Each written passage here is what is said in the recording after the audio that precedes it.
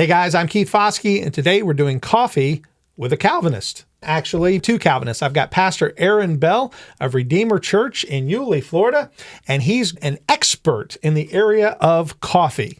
Is that true? Amateur enthusiast. Amateur enthusiast. He brought along all these cool tools for us to test out what is the best Squirrelly Joe's coffee. As you guys know, Squirrelly Joe's is one of our channel partners, and they have sent me a variety of the roasts that they do, and we are going to be looking at 4 specific roasts today. We're going to be testing out which one we like the best. Again, my palate is unrefined. When it comes to coffee, I'm just not a guy who knows the difference a lot. So that's why I invited Aaron to come along. Anybody who has a contraption like this to make coffee knows a lot more than I do. This thing, to me, this looks like the kind of thing that you reload ammo with. I mean, if you've ever seen an ammo reloading setup, that's what this looks like. But this is going to be an opportunity for us to taste Squirrelly Joe's coffee. We're going to grind the beans ourselves in our, is that Bargatze? Like Nate Bargatze? Or is it It's Baratza. Baratza. We have a Baratza bean grinder. We have this Hario siphon. It looks like one of those things I used to have in science class in high school. What was it? It does take like a Bunsen burner. It does. Oh, we have a Bunsen burner. You guys, we're going to be playing with fire on this show. If you didn't know, I've done shows like this in the past where I have done taste tests. My kids and I did an eggnog test. Richard Roden and I have done testing who has the best chicken sandwiches. Chick-fil-A did not win, amazingly. The Lord is dismayed. That's right. So we do this periodically just as a fun video to kind of break out of the mold of our normal stuff, and I hope you guys are going to enjoy it. While we're doing this, we're also going to be talking about the fact that not only is Aaron a pastor, but he's also done missions work in Tanzania. Check that out. It's on his shirt. I'm going to have to move both. And we'll talk a little bit about his trip to Tanzania and the work that he did there while we're making coffee. So stay tuned. Coffee with a Calvinist begins right now. All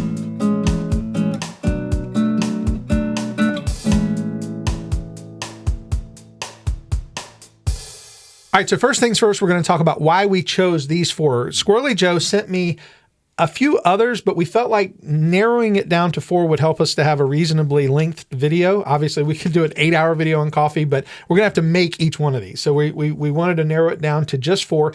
And I asked Aaron to look at the ones that we were sent and choose these 4. Can you tell us why we're doing these? Yeah, so for you coffee drinkers who are into specific types of coffee and maybe higher end coffee, you know that not only where the bean comes from, location, makes a big difference in flavor, how it's processed, but also the roasting process. And so we've chosen a mixture. So if you like light roast, we're going to go from light to dark as we try these out.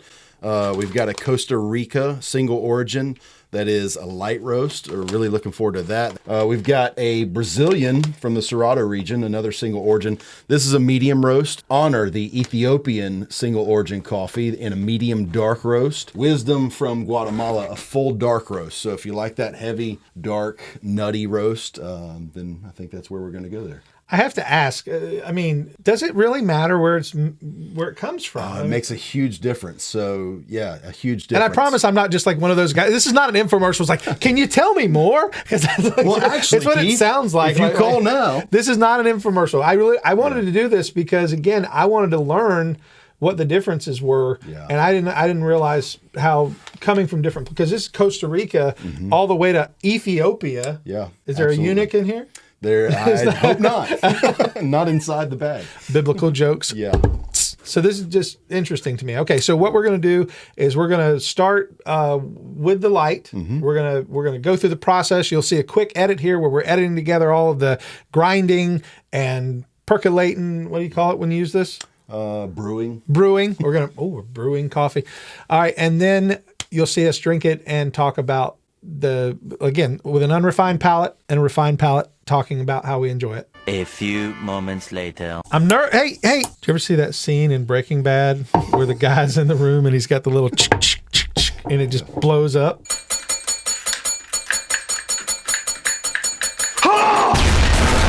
Hey, yes, he's doing that. This is making me nervous. I'm so scared. There we go. Gosh. Panic. I'm going to die. So we are looking for 24 grams of beans. Again, Breaking Bad. We feel this is the Breaking Bad episode of your Calvinist podcast. 24.3 is too much. And yes, I'm being precise to the bean. This is so When crazy. you're brewing good coffee, the ratio of coffee to water is really important. We got that fire going. All right, hold on just a second.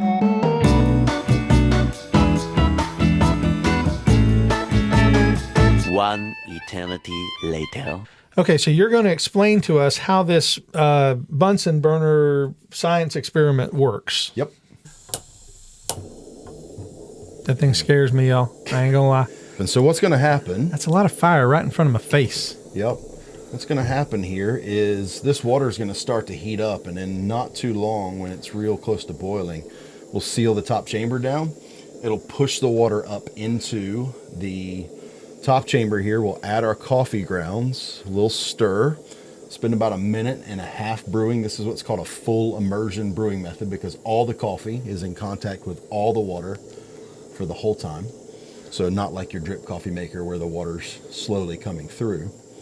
And about 1.5 minutes, we'll pull the heat, and it will then create a vacuum in the bottom and pull the coffee back through the filter into the bottom chamber. So some people call this a vacuum brewer. And this is actually a very old, I think like 1840s, this method came out. And there was a time in the US where this was the most popular brewing method.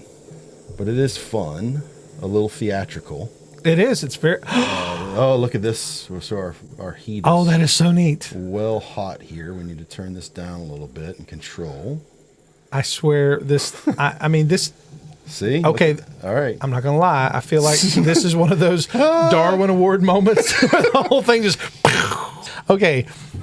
This is the craziest coffee I'm just thinking about this like nobody at home is going to have Right. one of these. 24 grams of ground coffee, ground to a medium-ish grind. And there's probably lots of people at home who have this. You're going to be surprised. I want to know if any of you at home have whatever this is. There are probably people watching this who have a far more complicated and expensive setup than this. You're going to be shocked. First of all, it smells amazing. Jennifer's going to be so mad that she did not get to have any. I'm going to have to make sure to save some for her. So does that just not touch the coffee? Fire off. Yeah, the flame is just heating up the water in the bottom, and the pressure is causing it to rise to the top. So now that we've pulled the fire, you're going to see everything reverse directions here. And pretty soon, it's going to start drawing that coffee back down into the bottom. There it goes. You see it? The magic is happening. But look at how light this coffee is compared to what you may pull out. Part of that's because we're using a light roast coffee, but part of that is because this brewing method just produces really kind of clean cup of coffee. There'll be no grounds in it. You'll be able to taste different flavors between the different coffees we taste. And the flavors in this one, if I could reach across, stone fruit. I'm getting notes of stone fruit. I am a Bible teacher and theologian. I'm not a fruit expert, so tell me what a stone fruit is. I've heard the word, but I could not identify it. Okay, in the comments, I need somebody to tell me exactly what a stone fruit is. Somebody's going to roast us for not knowing. Yeah, they're going to say, oh, these guys, there's no way you went to college. That's right. How do you get through college without knowing what a stone fruit is? What did that lady say to me one time? I don't want a Bible teacher. I don't think I can follow a pastor who doesn't know about the she-bears. God bless her. Oh, the she-bear story. I had to tell the she-bear story. This is okay. Yeah. Okay, so stone fruit, citrus, almond, and honey. There you go. Okay, the she-bear story. While we're waiting, are you ready? Well, real quick, speaking of the she-bears, let's reference the Forest Christian Church coffee Hold it up mug. to the camera. Let's show it. This is a testament to the length of relationship and friendship that Keith and I have, because the church he now pastors was once known as Forest Christian Church. Jennifer bought me this. It's my 30,000 subscriber mug. So when I first started teaching Sunday school, I was teaching Sunday school as I was young. I was in seminary. but I was young. I was very green. And people would sometimes reference Bible stories that didn't automatically click in my brain what the story was. Because in case you didn't know, the Bible's got like a lot of stories. Like there's a lot of stuff that happens between Genesis and Revelation. And so I was new, and I mean, I'd grown up, but I didn't grow up in a church that had really put a lot of emphasis on a lot of Bible teaching, Expository preaching. So I mean, a lot of times I was learning as I was going early on, and so I'm teaching, and I'm in a Sunday school class, and and my mother, God bless her. She said something about the she-bears. Well, if you're not familiar with the she-bears, it's the reference to the young men who called Elijah baldy. Going up bald head. Yeah, and God sent the bears to kill, and it wasn't like they were little boys. It wasn't like King 6 James, they're not called female bears. They are referred to as she-bears. Well, I had tear 40 and 2 of the children, according to the King James Version. I'd never heard it called that. I'd never heard it called the she-bear story. So my mother, not trying to put me on blast, just said, well, that's like, whatever I was talking about, she goes, well, that reminds me of the she-bears. And I said, the what? The who? Because I thought it was like a story from her childhood. I didn't know what she was talking about. Well, the lady who was in the class was known for being quite outspoken. She did not obey 1 Corinthians 14. She was not quiet in church. And this lady says, I don't know if I want to be in a class where the Sunday school teacher don't know the story of the she-bears. I mean, that is actually in 1 Timothy 3, the list of pastoral qualifications. That's right. You better know about them she-bears. I was so embarrassed. I wanted to die. My mother felt bad because she didn't. She set you up. But she was like, I didn't know you didn't know. And that made me feel worse. So parents, the lesson from this is if you think your child will end up in the pastorate one day, make sure you include the she-bears in your bedtime Bible stories. Yes. So to make it better, when I went to seminary, which we just talked about going to Southern Seminary, in preaching class, we had to choose an Old Testament passage and a New Testament passage. And I chose, foolishly now, but I chose to preach through the passage of the she-bears in honor of you and your she-bear story. I love that so much. I love it. There were hundreds saved when I preached it right there at seminary. That's right. I think this is ready to try. So it smells really good. It smells so good. It's notes of, is that stone fruit I'm getting? All right. All right. Again, this is Squirrelly Joe's kindness. I'll take a cup of kindness. The cup of kindness. Okay. I'm going to taste it before I want to wait to get your thoughts. No, you taste it first. I don't want to color your opinion, and then we'll both give our thoughts. It's just the right temperature where it tastes like no coffee you've ever had before, doesn't it? It does not taste like coffee. There you go. I mean, in a good way. Yeah.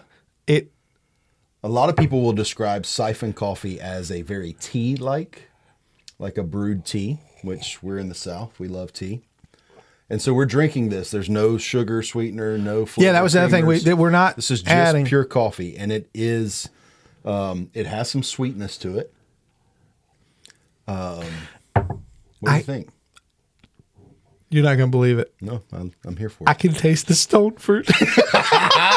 I can taste the fruitiness. Yes. That is there is so a wild. fruitiness There's there. a fruity taste. Yeah, now we'll find stone fruit, and we'll know what it's going to taste like. It's a really good cup of coffee, in my humble opinion. And that's no credit to me for brewing it. It's just, this is fresh coffee. It's roasted well. The flavors of this specific coffee kind of come through. It almost tastes like, Yeah. it does have a tea texture. Yeah. It's that's right. It's when you, especially bad coffee, you think of it just as muddy, kind of, it just overpowers your palate. You're not tasting anything individual, which is why people dump hot, dirty water. tons of sugar and creamer and all that into it. People say, oh, I love coffee. And then they go to Starbucks and order their, 42 pump, half calf, double pagan worship coffee. My coffee is usually the same color as this table. Right. So this is a coffee that you can drink just like that. So if you're somebody who's trying to cut back on sugar, but you have Which more I of a should coffee be, habit yeah. you don't want to give up, just get better coffee. 2 mugs up to Squirrelly Joe. Yep, cheers. I am grateful to have found good coffee from A Christian, a Christian business. Yeah. a solid, solid dude. Joe's a great guy. He and I have gotten to know each other a little bit more doing that's this work good stuff. together, and I'm thankful for that. He's doing a lot of good things. Okay, so we had the light roast. We're moving now to a medium roast. This is known as compassion, and we're going to do the same thing we did before. We're going to use the siphon to brew the coffee.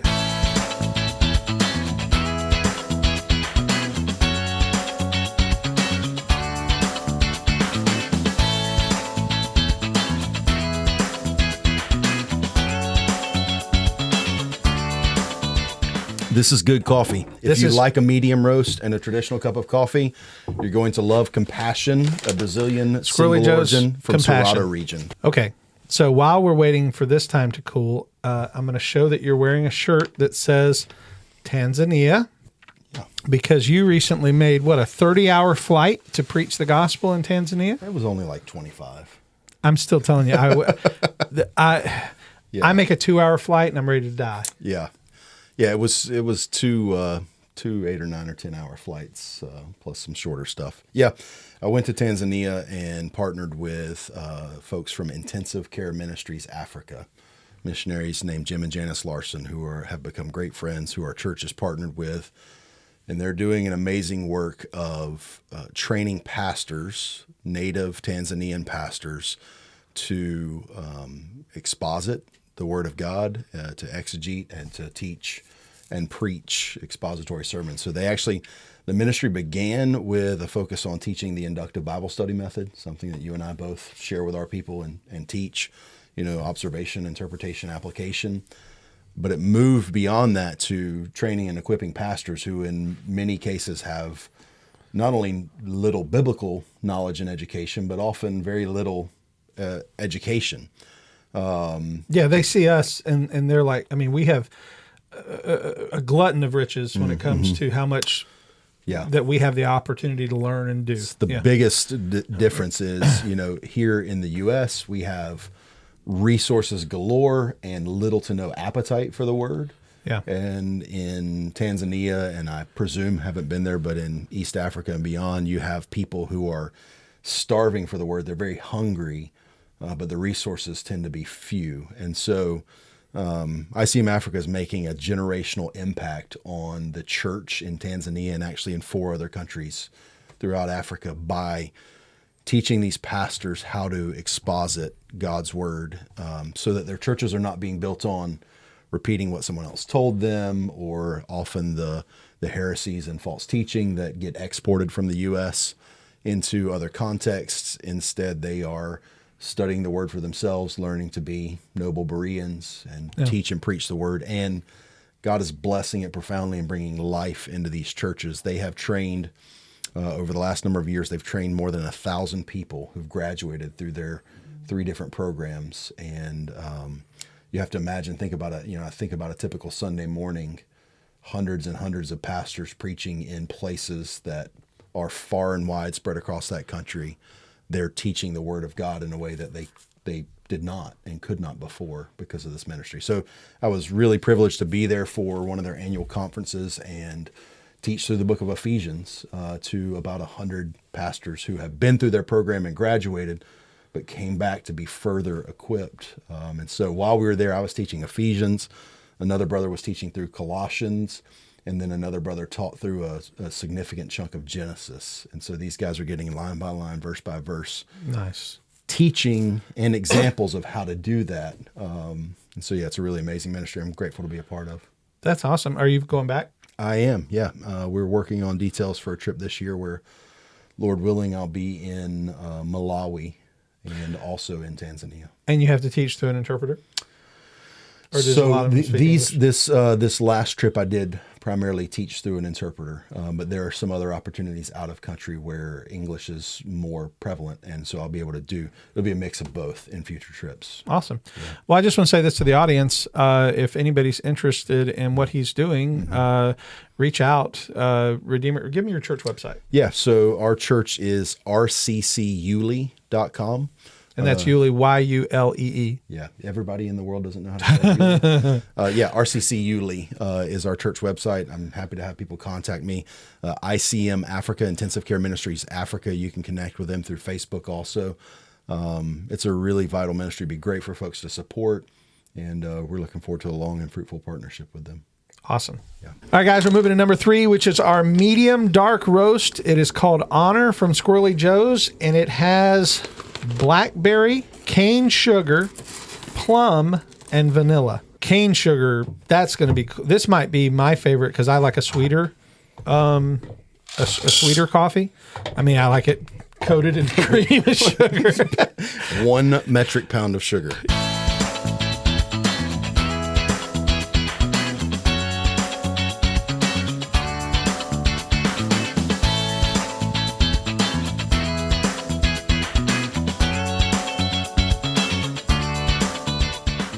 But you smell that? Yeah. The blueberry flavor in there? Actually, I think it's blackberry. But okay. It is. It's blackberry. Yeah. Blackberry. Sorry. Yeah, there's a strong berry But there's a berry flavor. Yeah, I smell it. Oh, it smells great. This is a great contender for somebody who likes a darker roast, but is usually turned off by the way they taste because they're often ashy or muddy. This is really good coffee. This is well done. Yeah, and this is an Ethiopian coffee, and I can tell you, we were talking earlier about, why the different places in origin. The other coffee I've had that I know of that had this really strong fruity berry flavor on it was also an Ethiopian. So there's something to the locale of growing. So we've moved on now to the darkest of the dark roasts that we have. This is the Wisdom from Guatemala. Has hints of milk chocolate, brown spice, and pecan. All of the things I think are going to be absolutely delicious.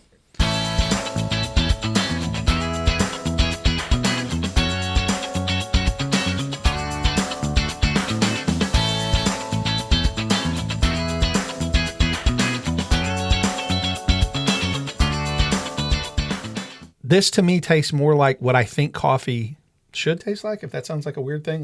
No, it makes sense. And this is, you're hitting on something really important. Coffee is personal preference. It's like food. Yes, you think your mama's, banana pudding's the best ever, but it's probably not. Don't you dare talk about my mama. Mama gonna raise up from the grave. It's so for me, this is across the threshold of a dark roast into an area I don't personally prefer. It's good coffee still, and if you like the flavors of it, it's good quality. You should buy and drink this. But for me, the last medium dark is the kind of a darker roast that I enjoy. Okay, guys, so we're now at the point where we're going to give our overall thoughts. I'm going to let the expert go first, but remember we started with the light roast, and then we went to a medium roast, medium dark roast, and then the dark roast. Now there are a ton of other coffees that Squirrelly Joe's has. We didn't pull these out just because of time, but this is a light roast, and it's a different light roast. It's Respect. There's Integrity, which is another medium roast. And if you guys are interested in this video, maybe we can do another one again. There's just too much for us to do. Yeah. But we felt like this was a good cross-section of all the things that Squirrelly Joe has to offer. Yeah.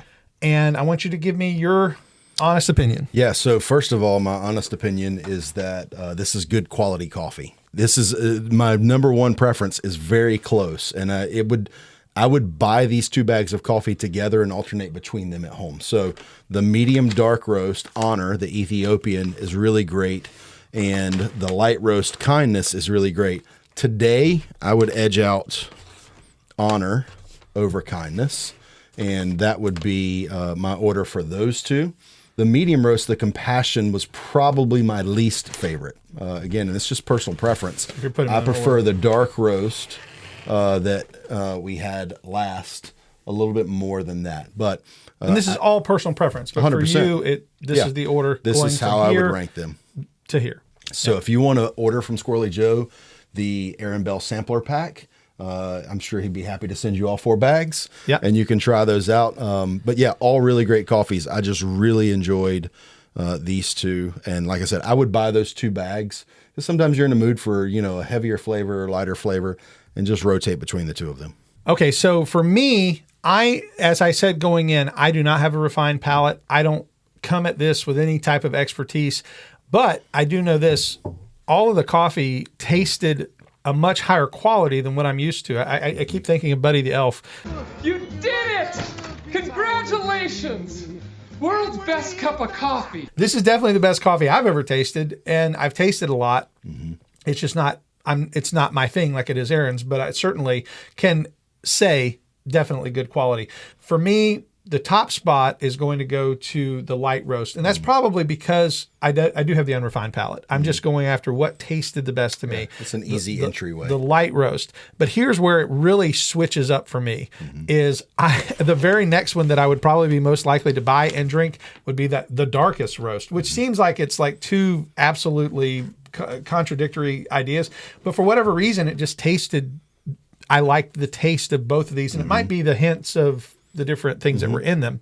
The one that both of us really are going to put on the end is the Compassion. For whatever reason, it wasn't my favorite. And everybody knows Calvinists aren't very compassionate. That's right. That's right. We just weren't going to be compassionate. And so that puts for me the medium dark roast at number 3. Any one of these would be, quality coffee that you could drink. But as far as my favorite, it would start with the light roast and then the very dark roast, the medium dark, and then the last would just be this medium roast. And so that's my thoughts and recommendations. I don't know how much of a help that's going to be to you, but here's the thing that you can think about. You can get a free bag to try simply by going to squirrellyjoes.com/yourcalvinist. They will send you a 12-ounce bag absolutely free. All you have to do is pay for shipping. So you can go and do that right now. And then if you decide you want to buy some bags of coffee after you've tried it, you can use my name, Keith, in the coupon code, get 20% off anything you buy. And so go do that. It's a benefit to you because you get free coffee. And it's a benefit to me because it lets Squirrelly Joe know that you guys watch the video. So last thoughts, Aaron, anything to add? Great quality coffee. I hope you grab some and enjoy it. And it's good to be able to support brothers in Christ with our money when we buy these kind of things. That's right. We're not only buying great coffee, but we're supporting brothers in the Lord and the businesses that they're doing. Yeah. All right. Stuff. Well, God bless you guys. Remember, if you like this video, hit the thumbs up button. If you didn't, hit the thumbs down button twice.